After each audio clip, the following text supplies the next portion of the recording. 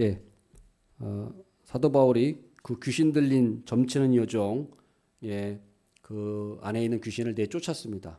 그러자 그 귀신 들린 여종의 그 주인들이 화가 나서 이제 그 바울과 실라를 고발했어요. 관아에 고발을 했습니다. 그래서 바울과 실라가 거기서 굉장히 많은 매를 맞고 또 감옥에 갇히게 됩니다. 우리가 여기서 보면은 이 마귀의 이 태도를 알 수가 있어요. 마귀가 처음에는 바울과 실라에 붙어가지고 뭔가 유익을 얻을까, 뭔가 이익을 얻을까 하고 그 옆에서 따라다녔어요.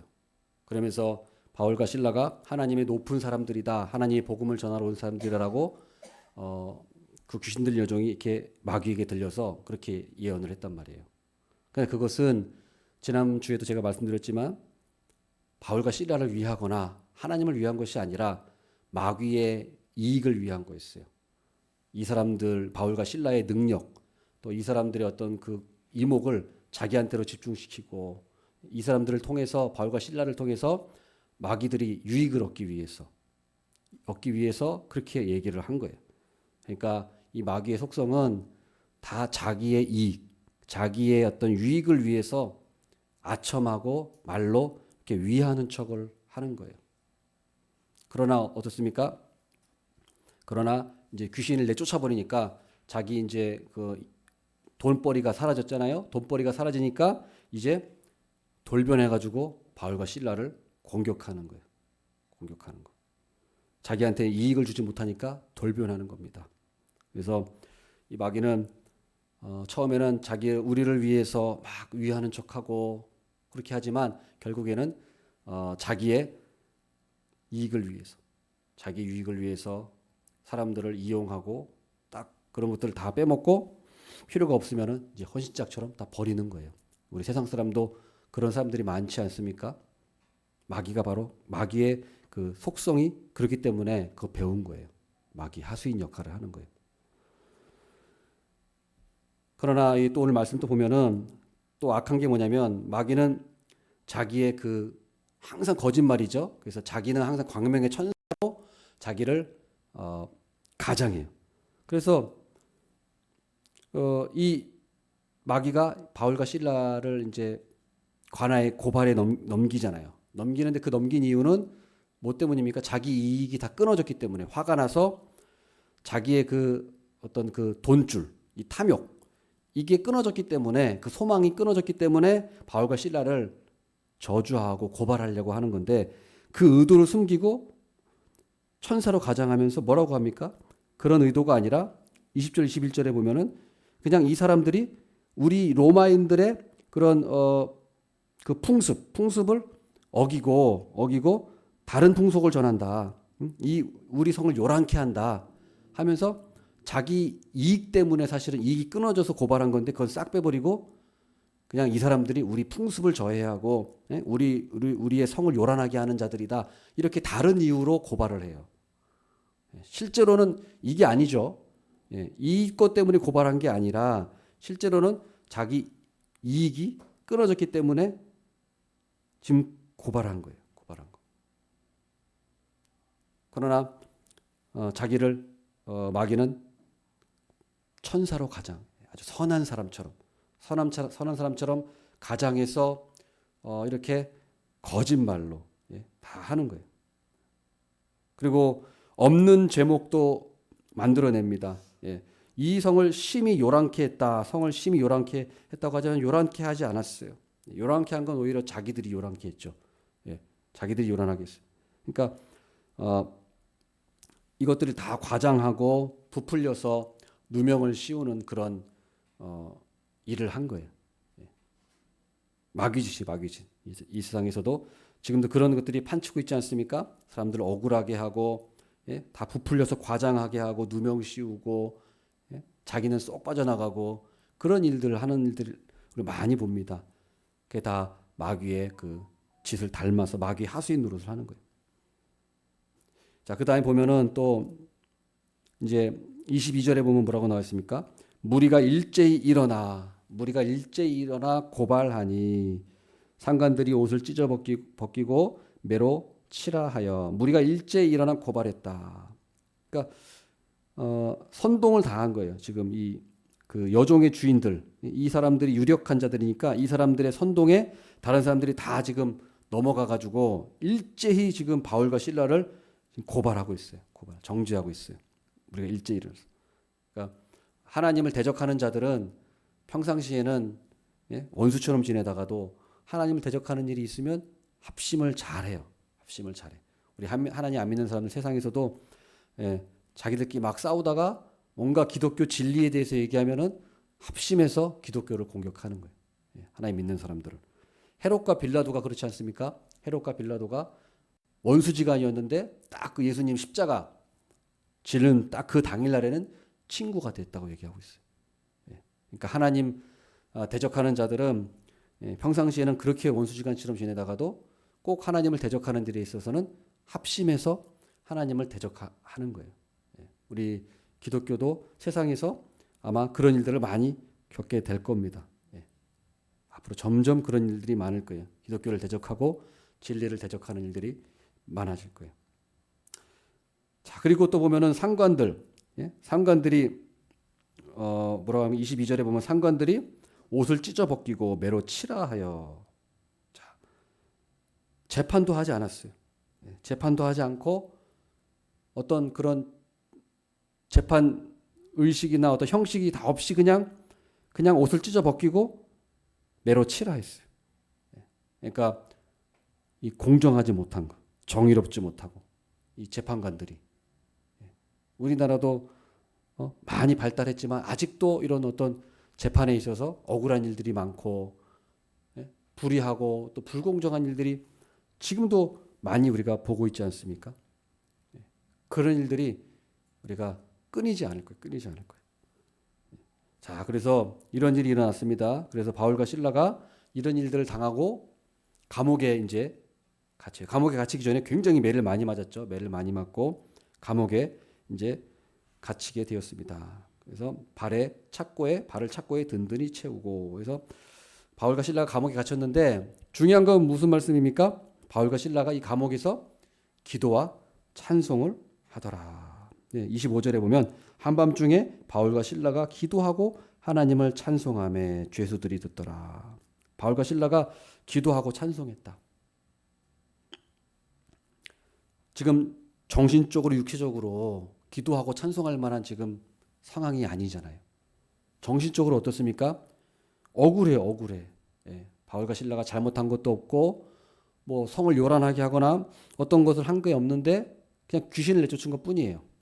그런데 풍속을 어지럽힌다고 또 옷을 찢어 벌기고 옷을 벗기고 옷을 찢는다는 거는 굉장히 이 당시에 수치심을 주는 거예요. 그래서 매질을 할 때 그냥 하는 게 아니라 옷을 다 찢어 벗긴 다음에 매질을 하는 거예요. 사람이 굉장히 수치심을 주고 또 육체적으로도 상당히 아프죠. 그래서 육체적으로도 매질을 했어요. 그래서 많이 때렸다라고 나와 있어요. 많이 친 후에 23절에 보면 많이 친 후에 조금 때린 게 아니라 아주 심한 매질을 했어요. 그리고 옥에 가뒀다. 깊은 옥에 가두고 발은 착고에 채워져 있었어요. 자, 정신적으로 육체적으로 여러분 같으면은 참 이게 기도나 이런 게 찬송이나 이런 게 참 나오지 않을 거예요. 보통 사람 같으면 억울하고 정신적으로 막 화가 나서 수치심도 있고 그래서 하나님을 원망할 수도 있고 또 절망에 빠질 수도 있죠. 내가 이렇게까지 했는데 여기서 이렇게 감옥에 갇혀야 되나? 이런 일들 당하는 걸 보면서 웬만한 사람은 절망에 빠져 있을 수도 있어요. 원망하고 절망에 빠져 있을 수도 있어요. 그러나 바울과 실라는 정반대로 하나님께 기도하고 찬양을 했다. 이것은 하나님의 그런 정말 특별한 그런 보호하심이 있었던 것 같아요. 하나님의 특별한 보호하심. 그래서 사도행전 5장 41절에 보면 이런 말씀이 있습니다. 사도들은 그 이름을 위하여 능욕받는 일에 합당한 자로 여기심을 기뻐하면서 공의 앞을 떠나니라. 그러니까 하나님의 이름을 위해서 능욕받는 일에 합당한 자로 여기심을 기뻐했다. 사도행전 5장 41절에 나오고 있어요. 그러니까 아마도 바울과 실라도 바로 이걸 거예요. 우리가 하나님 때문에 고난받고 하나님 때문에 매를 맞고 하나님 때문에 감옥에 갇혔는데 오히려 하나님 일 하다가 하나님 때문에 이 고난받는 게 참으로 기뻐할 일이구나. 예수님께서도 내 이름으로 너희들이 고난당하고 매 맞고 하면 기뻐하라고 하셨어요. 하늘의 상급이 크다고 하셨어요. 바울과 실라는 바로 이 믿음 가운데 있었던 거예요. 이 믿음. 그리고 바울이 그 빌립보서에 바로 지금 이 바울이 갇힌 감옥이 빌립보 감옥이잖아요. 근데 나중에 빌립보서에 바울이 뭐라고 합니까? 1장 29절에 보면 이 고난에 대해서 뭐라고 얘기하냐면 그리스도를 위하여 너희에게 은혜를 주신 것은 다만 그를 믿을 뿐 아니라 또한 그를 위하여 고난도 받게 하려 하심이라. 하나님께서 우리에게 은혜를 주신 것은 고난도 함께 우리에게 주신 것이다. 고난도 함께 주신 것이다. 그 다음에 또 뭐라고 합니까? 빌립보서 3장 10절. 내가 그리스도와 그 부활의 권능과 그 고난에 참여함을 알고자 하여. 고난에 참여함을 알고자 한다. 그래서 그의 죽으심을 본받아. 예수님의 십자가 죽으심을 본받는다. 자기는 고난에 참여함을 알려고 한다. 그래서 빌립보서 4장 4절에서 이렇게 얘기하죠. 주 안에서 항상 기뻐하라. 내가 다시 말하노니 기뻐하라. 너희 관용을 모든 사람에게 알게 하라. 주께서 가까우시니라. 아무것도 염려하지 말고 다만 모든 일에 기도와 간구로 너희 구할 것을 감사함으로 하나님께 아뢰라. 그리하면 모든 지각에 뛰어난 하나님의 평강이 그리스도 예수 안에서 너희 마음과 생각을 지키시리라. 아멘. 바로 여기 빌립보서에 쓰고 있어요. 바울이 고난 가운데서도 어떤 상황에서도 항상 기뻐해라. 항상 기뻐해라. 아무것도 염려하지 말고 기도와 간구로 너희 구할 것을 감사함으로 하나님께 아뢰라. 빌립보 성도들에게 바로 이거를 얘기한 거예요. 자, 우리 세상 사람들과 믿는 사람들의 차이가 바로 이겁니다. 세상 사람들 가만히 보면요. 세상 사람들은 고난을 두려워해요. 고난을 두려워합니다. 그리고 고난을 피하려고 해요. 고난을 두려워하고 고난을 피하려고 해요. 물론 모든 사람이 다 고난을 당하고 싶은 사람은 없겠죠. 그러나 우리 기독교인은 고난에 대해서 세상 사람들과는 다른 이런 관점을 가진 거예요. 고난에 대해서. 세상 사람들은 고난이라고 하면 고통이라고 하면 피해야 될 거. 그리고 불행한 거. 고난당한 건 불행한 거야. 근데 우리 기독교 성경은 뭐래요? 고난당하는 게 예수 그리스도의 십자가에 동참하는 거야. 그리고 하나님을 위해서 받는 고난은 하늘의 상급이 있고 오히려 기뻐할 수 있는 근거가 되는 거야. 그러니까 세상 사람들에게 얼마나 차이가 납니까? 세상 사람들과. 쇼펜하우어의 철학을 저도 깊이는 몰라도 조금씩 읽어보면은 쇼펜하우어의 그 개념이 뭡니까? 쇼펜하우어의 철학의 개념이. 그 사람의 그 인생론, 행복론의 핵심이 뭡니까? 인생은 고통이다. 인생은 고통이다. 그런데 고통을 최대한 고난을 줄여야 된다. 이게 쇼펜하우어의 어떤 그런 핵심이거든요. 그러니까 고난은 원래 인생 자체니까 불교랑 비슷해요. 이 쇼펜하우어가 자기가 불교의 영향을 받았다고 얘기하거든요. 이 세상은 고난인데 그러면 어떻게 행복할 수 있느냐? 행복할 수는 없다고 얘기해요. 쇼펜하우어는 이 세상에서. 이 세상에서 행복은 신기루 같은 거다. 행복은 없다. 그럼 어떻게 해야 되느냐? 고난을 최대한 피하고 안 당하는 것이 행복한 거다라고 얘기하거든요. 쇼펜하우어가. 이걸 굉장히 사람들이 호응을 많이 했어요. 지금도 쇼펜하우어 철학을 다시 이렇게 좋아하는 사람들이 많거든요. 근데 저는 그 책을 저도 읽어보면서 이건 아닌데 라는 생각을 많이 했어요. 그러면서 너무 우리 기독교와 다르다. 우리 기독교는 이 고난에 대해서 세상 사람들은 고난을 불행이라고 여기고 피해야 되고 아주 어떤 그런 안 좋은 것으로 보지만 우리 기독교인은 고난에 대해서 역경이나 고통에 대해서 우리는 이것을 하나님의 거룩한 뜻, 하나님의 섭리 안에서 고난을 이해하는 거예요. 그래서 내게 주어진 고난이 고난일지라도 그것은 하나님께서 나에게 허락하신 것이고 계획하신 것이었다. 제가 주일 오후 지난주에도 하나님의 섭리에 대해서 말씀드렸습니다만 바로 이게 하나님의 섭리예요. 그러니까 이 하나님의 섭리교리, 그러니까 이 세상 사람들은 고난은 나쁜 거야, 불행한 거야라는 철학에 사로잡혀 있어요. 그러나 우리는 그 철학이 아니라 하나님의 섭리의 교리, 하나님의 섭리 교리에 우리는 다 붙들려 있는 거예요. 그러니까 이게 얼마나 대단한 거냐, 대단한 거. 저는 대단한 거라고 생각해요. 이것이 어떠한 철학이나 어떠한 세상도 이걸 줄 수가 없어요. 세상 사람들은 항상 고난 당할까 봐 무서워. 이거 피해야 돼. 당하면 나쁜 거야. 이 두려움에 항상 사로잡혀 살아가는 거예요. 그러나 우리 기독교인들은 아니야. 내가 지금 고난 비록 당할지라도 이게 불행한 게 아니야. 이거는 하나님의 섭리 가운데 하나님께서 나에게 계획하신 것이고 또 하나님이 거룩하고 나를 사랑하시는 뜻 안에서 하나님이 나의 유익을 위해서 하나님께서 계획하신 거예요. 이 믿음이 바로 섭리교리고 우리 기독교인들은 바로 이 하나님의 섭리 가운데 있다는 거예요. 있다는 거. 이게 그냥 뭐 없는데 믿으라는 것이 아니라 정말로 우리는 그 진리 가운데 있다는 거예요. 그 사실 가운데. 그러니까 얼마나 우리 기독교인들이 정말로 그러니까 좋은 진리, 대단한 그런 사람들이냐라는 것을 저는 분명히 믿습니다. 그래서 이게 복음의 능력이에요. 복음의 능력. 복음의 능력. 이게 바로 복음의 능력입니다. 고난 가운데서도 우리는 기도할 수 있고 하나님께 기쁨으로 박수치면서 찬양할 수 있는 거예요. 어떠한 역경에 있어도 그게 불행한 게 아니기 때문에 하나님께서 나에게 최고로 좋은 것을 주신 거예요. 주신 거예요. 우리는 그 사실을 분명히 믿어야 돼요.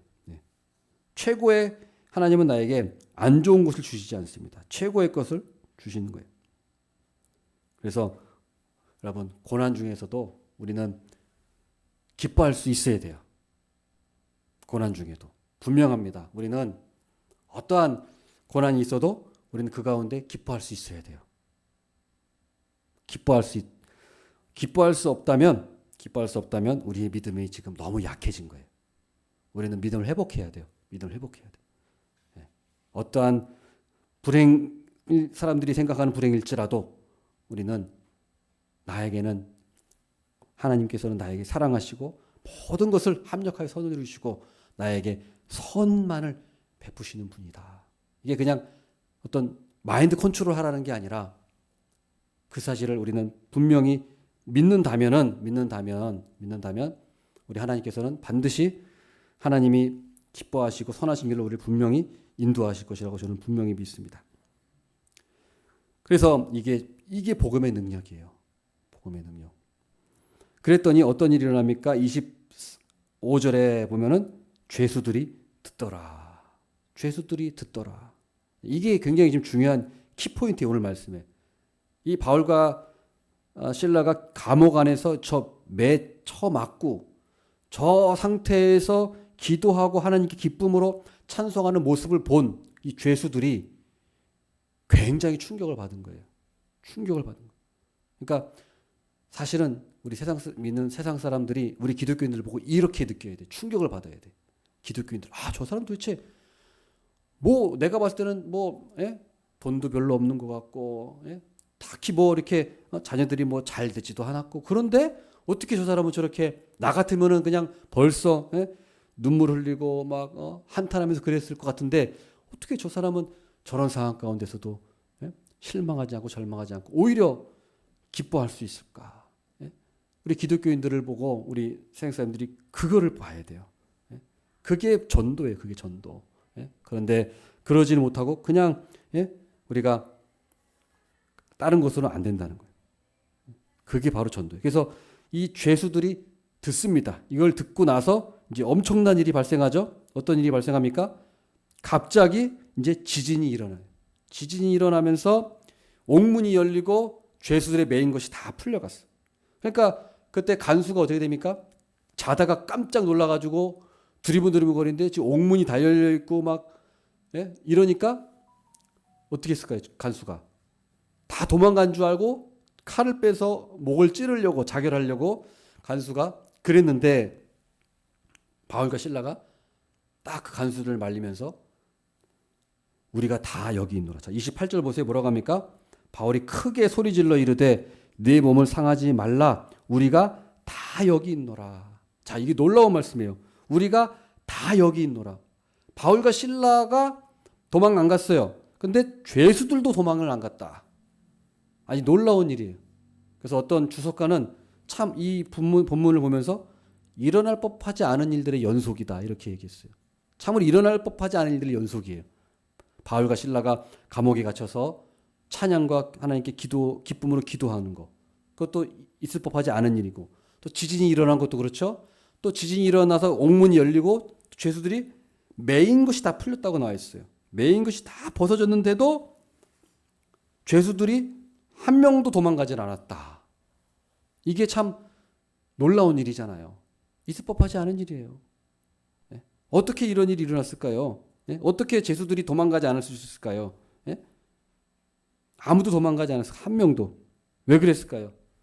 이 죄수들도 바로 알았던 거예요. 아, 이 지진이 일어나고 이런 현상이 우연이 아니고 이게 하나님에 의한 것이라는 것을 죄수들이 다 깨달았기 때문에 그런 거예요. 어떻게 그걸 알았을까요? 바울과 신라가 기도하고 찬송하면서 거기에 감동과 감화를 받은 거예요. 그리고 기뻐하는 모습을 보면서 이 죄수들도 다 들었다고 분명히 나와 있단 말이에요. 들었더라. 그러니까 여기에 감동과 감화를 받은 거예요. 이게 우연이 아니구나. 이게 하나님의 정말 저들이 믿는 하나님, 저들이 기도한 대로 찬양한 저 하나님이 정말 살아계시는구나 라는 거를 참 이 죄수들이 그걸 경험한 거예요. 그래서 우리 참 이랬으면 좋겠어요. 우리 안 믿는 사람들이 우리 기독교인들의 모습을 보면서 저 사람 모습을 보니까 정말 하나님이 살아계시는구나 라는 거를 우리가 참 봤으면 좋겠어요. 바울과 신라는 바로 이거를 한 거예요. 이걸 한 거예요. 왜 그랬을까요? 바울과 신라가 감옥에서 기도와 찬양하는 게 어떤 모습이었을까요? 분명한 바울과 신라는 분명히 그런 확신 가운데 기도하고 찬양했을 거예요. 그저 그냥 뭐 어떤 그냥 의심하는데 하나님을 찬양하고 기도했을까요? 아니에요. 감옥에 있으면서도 하나님이 나와 함께 하시고 하나님이 우리와 함께 하시고 이 사람들을 구원해 달라고 바울과 신라는 분명 기도했을 거예요. 죄수들을 위해서 기도하고 간수들을 위해서 기도하고 살아계신 하나님에 대한 확신을 가지고 기도하고 찬양을 했을 거예요. 이 확신, 이 믿음, 이거를 이 죄수들이 분명히 영향을 받은 거예요. 그래서 여러분 우리가 기도하고 찬양할 때 이런 확신이 있어야 돼요. 하나님이 나와 함께 하신다. 뭐 하나님이 나와 함께 하시나 안 하시나 이런 의심 가운데 우리가 기도하고 찬양하면 안 돼요. 기도하고 찬양 한번 하더라도 확신 가운데, 믿음 가운데 우리가 기도하고 찬양해야 돼요. 그런 마음으로 기도해야지 그냥 뭐 기도하는가 보다. 그냥 뭐 찬양하는가 보다. 그런 믿음 없이 그저 그런 믿음으로 우리가 찬양하면 아무런 능력이 없는 거예요. 바울과 신라처럼 이 감옥에서도 참 그 진정한 기쁨과 확신 속에서 기도하고 찬양했어요. 이것을 죄수들이 느꼈고 감동과 감화를 받아서 옥문이 열렸고 이 쇠사슬이 풀렸음에도 불구하고 도망을 못 간 거예요. 도망을 못 간 거예요. 다 그 자리에 있는 거예요. 자, 그러니까 어떻게 됩니까? 간수가 이제 제가 어떻게 해야 됩니까? 엎드리잖아요. 바울과 신라 앞에 엎드려서 그러면 제가 구원받으려면은 어떻게 해야 합니까? 어떻게 해야 합니까? 하니까 바울이 뭐라고 합니까? 31절에 이르되 주 예수를 믿으라. 그리하면 너와 내 가정이 구원을 받으리라. 주 예수를 믿으라. 바울은 딱 그걸 선포했어요. 간수가 제가 어떻게 구원을 받습니까? 하니까 주 예수를 믿으라. 그리하면 너와 내 집이 구원을 받으리라. 이 짧은 한 문장으로 딱 끝냈어요. 자, 여러분 진리는 이렇게 단순하고 쉬운 겁니다. 아주 단순한 거예요. 어떻게 구원받습니까? 주 예수를 믿으면 되는 거예요. 주 예수를 믿으면. 근데 세상 사람들은 너무 쉽다고 안 믿어요. 예수님 어떻게 예수 믿어요? 어떻게 천국 가요? 예수님 믿으면 천국 갑니다. 그 사람들 코방귀 껴요. 아니 예수님만 믿으면 천국 간대. 말이 돼? 아니 뭔가 거룩하게 살아야 되고 뭔가 금식도 하고 뭔가 수행도 해서 높은 경지에 이르는 거룩한 사람만 천국 가는 거지 어떻게 예수님 믿는다고 천국 가? 사람들이 너무 쉬워서 예수 그리스도를 못 믿어요. 정말로 그래요. 그 사람들은 생각이 뭔가 복잡해야 된다 생각해요. 천국 가려면 뭔가 복잡하고 뭔가 어떤 그 단계에 올라가야만 천국 갈 수 있다고 이 사람들은 생각하고 있어요. 그러니까 너무 쉬우니까 오히려 이 사람들이 불신해요. 불신해. 너무 쉽다 말이 안 된다. 왜냐하면 이 세상에서는 그런 게 없거든요. 이 세상에서는 쉽게 되는 게 없어요. 이 세상에서는 다 뭔가 어렵고 막 그런 과정을 거쳐야만 겨우 뭐 하나 얻는단 말이에요. 그러니까 그런 걸 살다 보니까 그냥 예수님 믿으면 구원받아 이렇게 말하니까 도저히 믿기지가 않는 거예요. 그러나 우리 예수 그리스도를 통해서 우리 구원받는 거는 우리의 공로로 우리가 구원받는 게 아니라 예수 그리스도의 공로로 구원받는 거기 때문에 예수님의 나를 위해서 십자가에 죽으시고 부활하셨다는 걸 믿기만 하면 마음에 믿기만 하면 우리는 구원받는 것입니다. 구원받는 거예요. 너무너무 쉬운 거예요. 너무너무 쉬운 거. 자, 그런데 사람들은 막 고해성사를 해야 된다. 뭐 무슨 성사를 뭐 해야 된다. 뭐 칠성례를 해야 된다. 예? 금식을 해야 된다. 막 온가지 율법주의자들처럼 덕지덕지 막 다 붙여놨어요. 그 사람들은 그게 진짜인 줄 알고 막 그 가짜 종교에 막 배배 꼬아놓고 어렵게 만드는 그게 진짜 종교처럼 생각해가지고 거기 다 지금 빠지는 거예요. 이렇게 진리는 단순하고 쉬운데 너무나 안타까운 거예요. 그러나 예수 그리스도를 믿으면 어떻게 됩니까? 결과 그리하면 너와 내 집이 구원을 받으리라. 너와 내 집이 예수님을 믿으면 나만 구원받는 게 아니라 내 집까지 구원해 주신다. 이게 하나님의 은혜예요.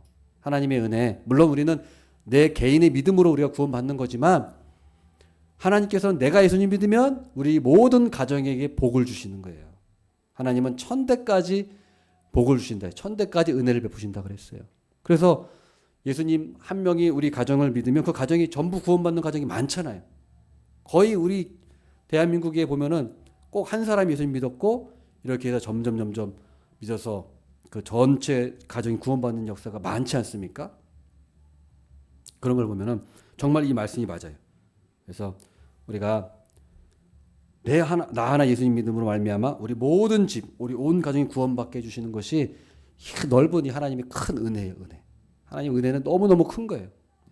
나한테만 딱 집중된 게 아니라 우리 온 가정에게 구원을 주시는 것이고 그리고 이 간수의 가정을 통해서 바로 또 빌립보의 교회가 생성이 되는 겁니다. 빌립보의 죄수들 간수들이 또 모여서 결국 이 사람들이 루디아와 함께 빌립보의 교회가 되는 거예요. 교회가.